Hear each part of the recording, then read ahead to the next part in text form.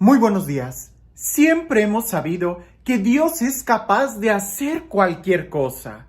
Incluso, esa es una de las características que el credo toma, que creemos en un Dios todopoderoso.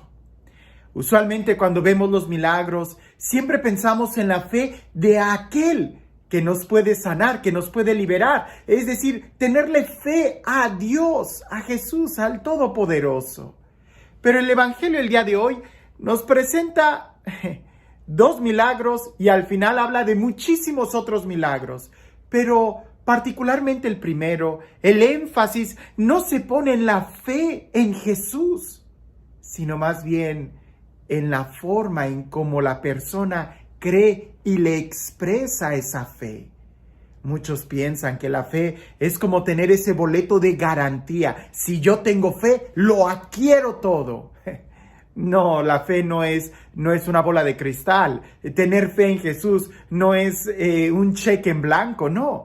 Más bien implica una adhesión, un confiar, un abandonarnos a Él. Y es precisamente esa la actitud que cambia y que nos dispone a recibir el milagro.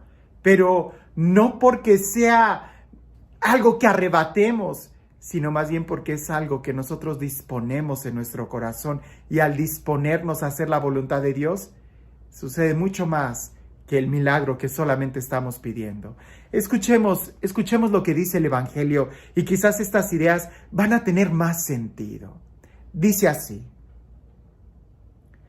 en aquel tiempo, al entrar Jesús en Cafarnaúm, se le acercó un oficial romano y le dijo: Señor, tengo en mi casa un criado que está en cama, paralítico y sufre mucho. Él le contestó: voy a curarlo. Pero el oficial le replicó: Señor, yo no soy digno de que entres en mi casa. Con que digas una sola palabra, mi criado quedará sano. Porque yo también vivo bajo disciplina y tengo soldados a mis órdenes. Cuando le digo a uno ve, él va. Y a otro ven, y él viene. Y a mi criado haz esto, y lo hace. Al oír aquellas palabras, se admiró Jesús y dijo a los que le seguían: yo les aseguro que ningún israelita he hallado una fe tan grande. Les aseguro que muchos vendrán de oriente y de occidente y se sentarán con Abraham, Isaac y Jacob en el reino de los cielos. En cambio, a los herederos del reino les echarán fuera a las tinieblas. Allí será el llanto y la desesperación. Jesús le dijo al oficial romano: vuelve a tu casa y que se te cumpla lo que has creído.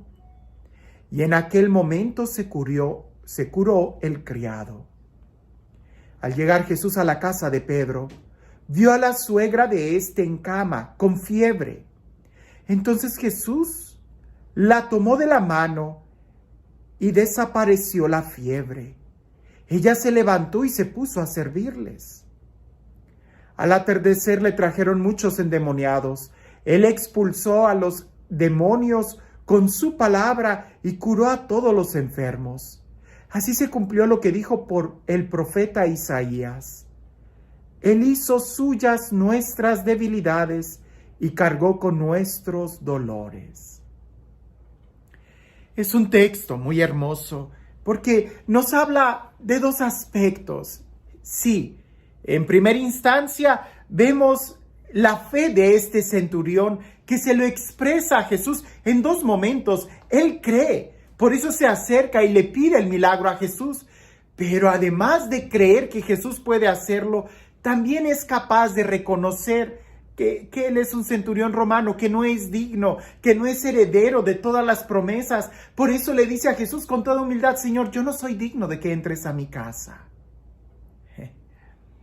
Esto es muy importante que lo tengamos en mente, porque en el segundo milagro, cuando Jesús entra a la casa de Pedro y ve a su suegra enferma, en este evangelio nadie le pidió a Jesús que sanara a la suegra, ni siquiera el yerno. Pedro no le dijo a Jesús: sana a mi suegra. No, Jesús se da cuenta que está enferma. Ni la suegra se lo pidió, ni Pedro le pide a Jesús, nadie. Es Jesús quien va. Luego le traen muchos endemoniados y al final dice el texto que en él, Jesús se cumple este texto, que él carga con todos nuestros dolores. Él hace suyas nuestros padecimientos. Esto es importante, porque no debemos de dudar que Dios quiere sanarnos. Pero la pregunta no es si Dios quiere o si Dios puede. Claro que Dios puede. Lo importante es, nosotros tenemos la disponibilidad, nosotros tenemos la disposición, dejamos que Él nos tome o nos hable. Pensemos un poco en la actitud del centurión, porque es muy importante esta actitud, tan así que Jesús la elogia, porque en el Evangelio vemos muchos que le gritan a Jesús. Sí, Señor, ten misericordia de mí. Y en ese ten misericordia de mí vemos la actitud desesperada de alguien que cree en Jesús y que al pedir misericordia también expresa una humildad. Pero en este centurión romano se ve de una manera tan clara. No entres a mi casa, no soy digno, solo di una palabra. El centurión romano sabe muy bien que Jesús tiene el poder, sabe muy bien que Jesús tiene la autoridad. El centurión romano que tiene autoridad, que mueve ejércitos, que al menos estará al frente de algún batallón, sabe que Jesús también tiene autoridad y que con su palabra Él puede hacer que las cosas sucedan. Por eso le dice, no entres a mi casa, no soy digno. Él cree en Jesús y al mismo tiempo sabe y reconoce quién es Él, un centurión romano, un pagano, alguien que no era heredero de las promesas de salvación. Y sin embargo, cree en Jesús, en el poder de su palabra. Algo que los israelitas deberían de creer también, porque Dios crea todas las cosas con su palabra y basta una sola palabra para que la luz se haga, para que las estrellas existan, para que la creación entera cobre vida. Una sola palabra de Jesús calmó la tempestad. Una sola palabra de Jesús hizo que Lázaro saliera de la tumba. El centurión le dice, solo di una palabra y eso es suficiente. Pero parece que hay muchos cristianos el día de hoy que no es suficiente una palabra, sino que quieren que Jesús venga a la casa y que Jesús nos toque y que Jesús nos abrace y que Jesús sople sobre nosotros y que Jesús haga no sé qué tantas cosas.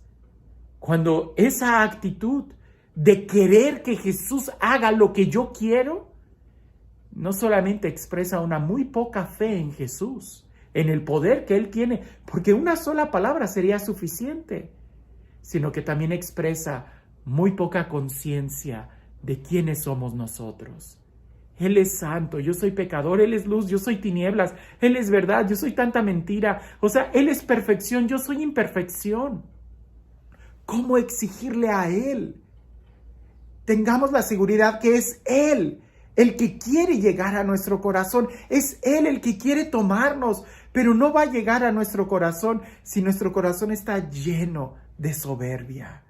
Tendríamos que reconocer un poco nuestras limitaciones y confiar más en la voluntad de Él, confiar más en Él. ¿Quién es digno? ¿Quién es digno? Nadie es digno. Es Él el que nos hace a nosotros dignos por su deseo, por su voluntad, por su sangre, por su sacrificio. Digno aquel que ha hecho méritos, pero yo no tengo ningún mérito. Nosotros no tenemos ningún mérito. Todos los méritos son de Él. Y por eso, más que exigirle, deberíamos simplemente de abandonarnos a su voluntad, a su palabra. Y en esa disponibilidad, en esa humildad, es cuando le dejamos a Él actuar. Qué diferente sería nuestra paz interior si nosotros le decimos, hágase en mí según tu palabra. Lo que tú mandes, eso estará bien. Pero si yo quiero que Dios haga las cosas conforme yo quiero y mis deseos, siempre tendremos ese conflicto de que nunca será suficiente. Abandonémonos a Dios. Confiemos en su palabra, confiemos en que Él tiene la mejor voluntad y la mejor sabiduría para cada uno de nosotros y descubriremos el valor de la libertad y la verdadera salud que Él nos quiere dar. Y este Dios, el Dios del amor, el Dios de la vida, el Dios de la paz, el Dios de la libertad, el único que es digno, el único que es bueno, el único que es santo y que así Él nos ama y quiere venir a nuestro corazón, que sea Él quien el día de hoy te bendiga, en el nombre del Padre, del Hijo y del Espíritu Santo. Dicen que había unas almas muy santas, unos jóvenes santos, llenos de virtudes, que estaban hablando entre ellos de puras cosas que edifican. Y entre ellos estaban platicando cuál era el día más feliz. Y uno de ellos dice, para mí el día más feliz de mi vida fue cuando recibí a Jesús en la Eucaristía. Otro dice, para mí el día más feliz fue cuando el obispo me ordenó como sacerdote. Y otro dice, no, para mí el día más feliz fue cuando fui capaz de consagrar una hostia, el día de mi primer misa. Y por ahí otro dice, pues yo creo que todavía el día más feliz de mi vida no ha llegado aún. Y todos voltean, se le quedan viendo y le dicen, hombre, yo pensé que ibas a decir el día de tu bautismo, cuando recibiste la primera comunión, cuando celebraste la misa o cuando te ordenaron sacerdote. ¿Ninguno de esos días ha sido el más feliz? Y él dice, todos esos días han sido muy felices cuando yo recibo a Jesús. Pero creo que el día más feliz de mi vida va a ser cuando yo sea capaz de entregarme totalmente a Él, cuando yo celebre mi martirio. Y dicen que efectivamente aquel joven que expresó eso pudo ser coronado con la corona del martirio. Y para ti, ¿cuál es el día más feliz de tu vida? ¿Cuando tú le pides a Dios que venga? ¿O cuando tú eres capaz de entregarte y abandonarte totalmente a Él? Que tengas un excelente día.